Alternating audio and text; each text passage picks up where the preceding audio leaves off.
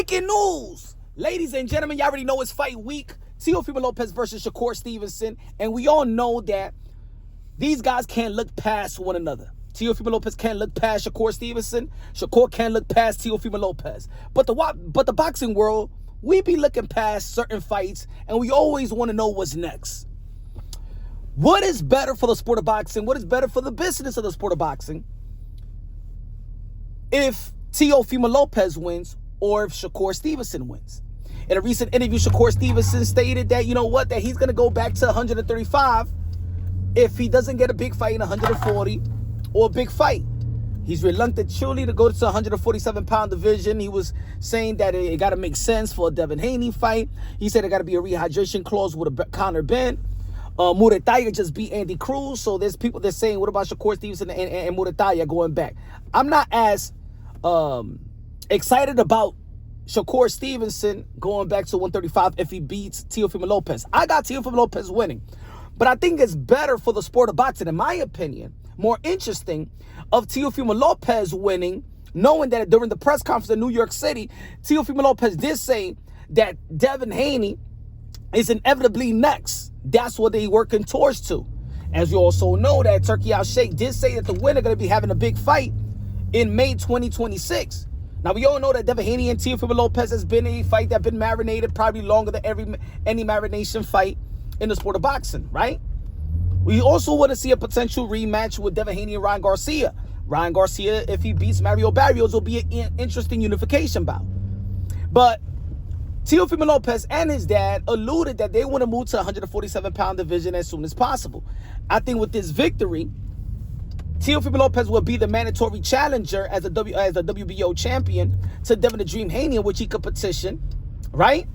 That will be an interesting fight. I think that's more exciting for the sport of boxing.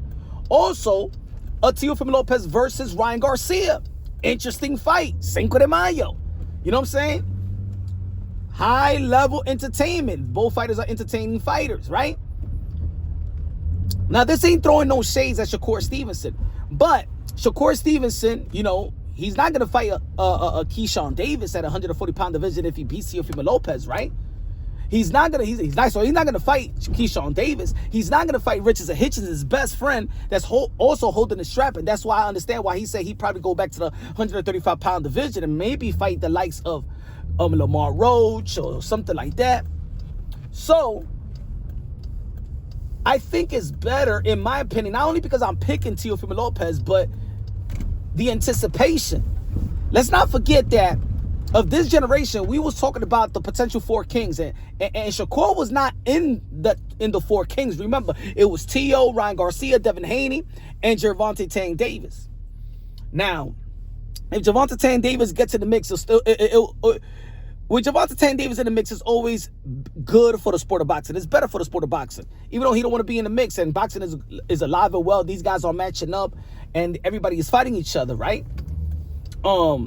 I just think that there's more of an interesting, something to look forward to. That's more interesting for Teofimo Lopez if he wins than if Shakur Stevenson if he wins. If you understand what I'm trying to say.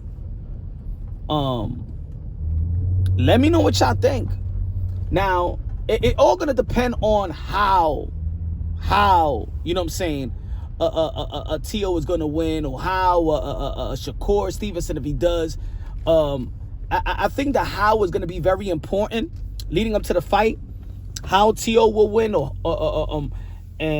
how, let's say, Shakur. But I got Teofimo Lopez winning. I think that when physical ability and intellect is coexisting at the highest level, I don't believe that nobody could beat Teofimo Lopez.